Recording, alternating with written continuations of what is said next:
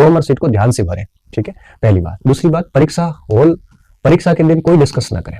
परीक्षा का दिन जो आएगा उस दिन आप किसी से कोई चर्चा ना करें, मतलब परीक्षा देने तक तो कोई चर्चा ना करें, न बाहर गेट के बाहर बहुत सारे लोग चर्चाएं कर रहे होते हैं, उनसे दूर रहें। क्यों? क्योंकि कई बार ऐसा फालतू प्रश्न करके आपको डिप्रेशन में डाला जा सकता है। ऐसा प्रश्न निकाल के लाएंगे कि आप यूं टेंशन में आ जाएंगे, जबकि ऐसे प्रश्नों का कोई अस्तित्व नहीं होता सिलेक्शन में, ठीक है। ऐसा एक आधा खोद के बच्चे लाते हैं और उस प्रश्न के कारण आप तनाव में आ जाते हैं। तो इस प्रकार की सामग्री से दूर रहने के लिए परीक्षा के दिन विभिन्न प्रकार की चर्चाओं से दूर रहें आप, ठीक है। इसके अलावा एग्जाम देने जाते हो तो कब तक पढ़ना है आपको, मैं वो भी बता देता हूँ। आप परीक्षा शुरू होने से आधा घंटा पहले तक भी पढ़ सकते हैं, लेकिन क्या पढ़ें?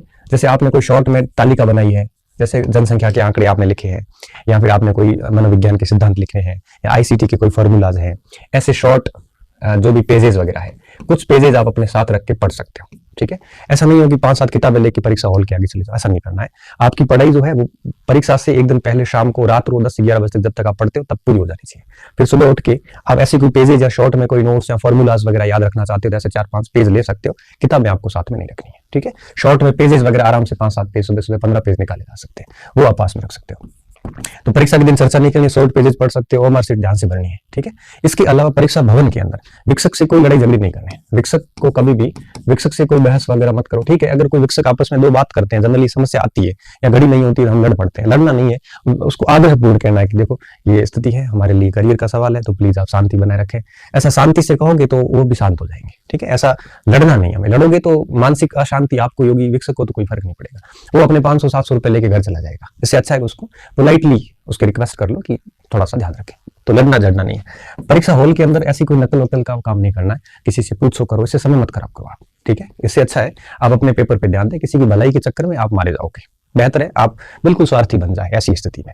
अब आती है बात पेपर की। जब पेपर आता है तो पेपर को इस तरह से मैं हर बार कहता हूँ फिर दोबारा कह रहा हूँ, जैसे मेरे पास ये पेपर है, ये 2 पेज है, हम क्या करते हैं, पेपर पैक होता है, हम ऐसे करके फिर उसमें ऐसे देखते हैं। ऐसे देखने से क्या 2-4 सवाल दिख जाते हैं, फिर उनमें से अगर एक नहीं आ रहा है फिर पूरे दिमाग में सवाल घूमता रहता है, इसका उत्तर क्या है, इसका उत्तर क्या है, फिर वो टेंशन आ जाती है, यार मेरे को तो आ ही नहीं रहा है। तो इस प्रकार से ना देखें, प्रश्न को हमेशा ध्यान रखें।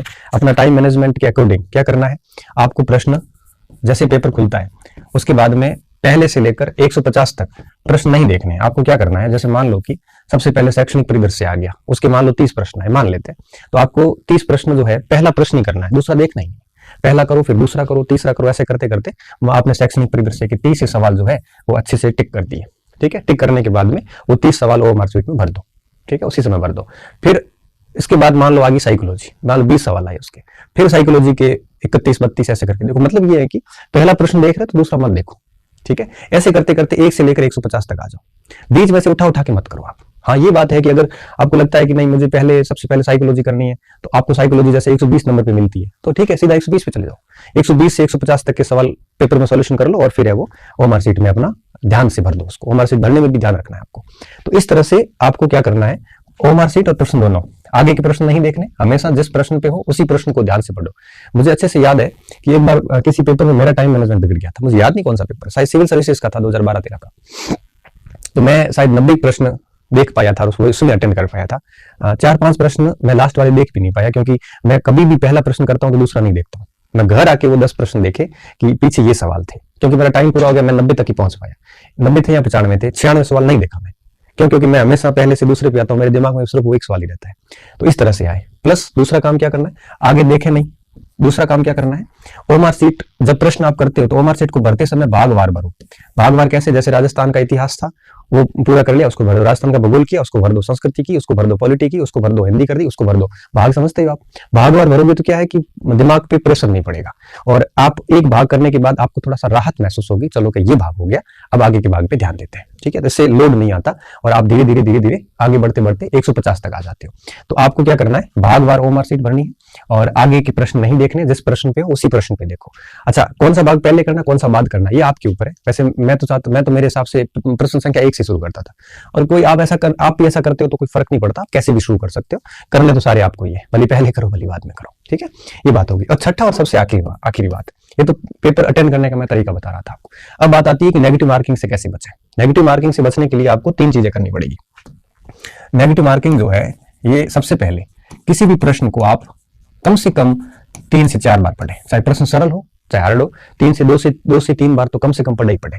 प्रश्न को पढ़ने के बाद क्या पूछा है, नहीं पूछा है, या सत्य असत्य पूछा है, ठीक है। अगर ऐसा कोई पूछा है, क्या पूछा गया है, उस कथन को बोल्ड करें ऐसे कि ये क्या पूछ रहा है, क्योंकि प्रश्न को 3-4 बार पढ़ने के बाद में प्रश्न की जो निकष है, मेन पक्ष है, उसको बोल्ड करें, तो आपको पता चलेगा कि ये क्या कहना चाह रहा था, ताकि आप प्रश्न को पढ़ने में गलती ना करो। अक्सर बच्चे यह गलती करते हैं। अब प्रश्न को 3-4 बार पढ़ने के बाद में एक काम ये भी करना है कि प्रश्न को दोनों भाषाओं में पढ़ें, ठीक है, अंग्रेजी में भी देखें, क्योंकि कई बार प्रश्न समझ में नहीं आता तो इंग्लिश की टर्म्स आपको समझ में आ जाती है। तो अंग्रेजी और हिंदी दोनों में प्रयास करें कि प्रश्न को पढ़ें, ठीक है। और उसके बाद में सत्य असत्य नहीं है, क्या पूछा है, वो कर दे ब्लॉक। उसके बाद में कोशिश ये करें कि जो प्रश्न है उसके चारों ऑप्शन के ऊपर आपका प्रश्न पत्र रख लें, ठीक है। और प्रश्न पढ़ने के बाद उत्तर निकालने की कोशिश करें। याद करें, अगर उत्तर दिमाग में सीधा ही आ जाता है और ऑप्शन वो पढ़ा है तो ठीक है, कर लो उसको। अगर ऑप्शन याद नहीं आ रहा है तो फिर आप वो 4 ऑप्शन को देखें प्रश्न पत्र हटा के, और उसके बाद में एलिमिनेट करें, ठीक है। उसके बाद में क्या करें, एलिमिनेट करें। एलिमिनेट कैसे करना, जैसे मान लो ए, बी, सी और डी।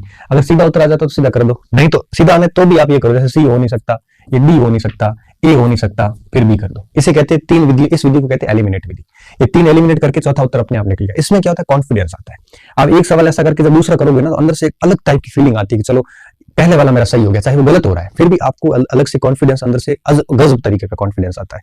तो हर प्रश्न को इस टाइप से करो आप, ठीक है, एलिमिनेट विधि। और अब देखो, तो नेगेटिव मार्किंग से बचने का एक ही तरीका है, प्रश्न को 3-4 बार पढ़ो और हिंदी और अंग्रेजी दोनों भाषाओं में पढ़ो, और साथ में एलिमिनेट ऑप्शन रखो। आप पहले ऑप्शन देखो ही मत, ऑप्शन नहीं देखे, प्रश्न पढ़ा 2-3 बार, सीधा उत्तर सोचो, अगर आ रहा है उसमें है तो उसके बाद में 3 ऑप्शन एलिमिनेट करके जो आपके दिमाग में आया फाइनली वही कर लो आप। अगर आपको ऑप्शन बिना देखे उत्तर नहीं आ रहा है तो पेपर हटाओ और चारों ऑप्शन को एलिमिनेट करके इस तरह से उत्तर निकाल दो। आप पहले से लेकर लास्ट तक ऐसे ही चलो, ठीक है। और सबसे खास बात, अगर चारों विकल्प नहीं आ रहे हैं, एक भी एलिमिनेट नहीं हो रहा है आपसे, तो फिर उस प्रश्न को आप रेड गुणा कर दो, उस पर समय बार बार खराब ना करो। क्यों? क्योंकि उस प्रश्न पे ऐसे असभ्य तुक्के मत लगाओ। आप लोग क्या करते हैं, कई बार ऐसे देख के कर लेते हैं कि हो जाएगा, ऐसे 3-4 सवाल आप करके आते हो, ये तो फिर वही है कि आप अपना ही नुकसान कर रहे हैं, ठीक है। अगर आपको 3 विकल्प नहीं आ रहे, मतलब इनमें से एक एलिमिनेट हो रहा है, 3 का आपको कोई पता नहीं है, देखो 4 एलिमिनेट नहीं हो रहे हैं तो बिल्कुल छोड़ दो। अगर 3 एलिमिनेट नहीं हो रहे तो भी उसको प्रश्न को छोड़ दो, आप ऐसे प्रश्न ना करें। अगर 2 एलिमिनेट हो रहे हैं, जैसे ए और डी पक्का नहीं है, अब सी और बी में है, तो ऐसे प्रश्न तो कर ही ले आप, फिर तो रिस्क तो लेनी पड़ेगी। और अगर 3 एलिमिनेट हो रहे हैं, ऐसे करें। तो प्रश्न करने कौन से हैं पेपर में, यहां तो 2 ऑप्शन आप एलिमिनेट कर पा रहे हैं, या तीनों एलिमिनेट करके एक ऑप्शन बच रहा है आपके पास, ये तो पक्का उत्तर निकलेगा, और इसमें फिर आपकी आधी उसमें प्रोबेबिलिटी रहती है। तो ऐसे सारे प्रश्न कर ले, ठीक है, जितने भी आ रहे हैं आपको सारे कर ले। तो इस तरह से तुक्के में भी थोड़ा सा ध्यान रखें कि अगर 2 ऑप्शन कंफर्म हो आपकी नहीं है तो वो कर लो। अच्छा, ऐसा कोई प्रश्न जो आपने कभी सुना ही नहीं है, तो जब प्रश्न ही नहीं सुना है तो आप एलिमिनेट कर ही नहीं पाओगे, ऐसा प्रश्न कभी अटेंड ना करें। देखो वहां पे इमोशंस से ना सोचें, या दिमाग का काम लें। अगर आप दिल से करोगे, भावनाओं में बह के उत्तर निकालोगे, तो फिर आप 10-15 गलतियां कर दोगे, और चयन होने में और फेल होने में सिर्फ इतना ही फर्क होता है, ठीक है। तो इस प्रकार की गलती ना करें, एलिमिनेट मेथड हमेशा अपनाएं, क्योंकि इसमें जल्दबाजी की कोई गुंजाइश नहीं रहती। अंग्रेजी और हिंदी दोनों में पढ़े, चाहे आपको इंग्लिश नहीं आ रही तो भी पढ़े, क्योंकि नोट तो नजर में आएगा कम से कम। प्रश्न को 2-3 बार, कम से कम 2-3 बार, 4 बार पढ़ते और बढ़िया, 2-3 बार पढ़े ही पढ़े।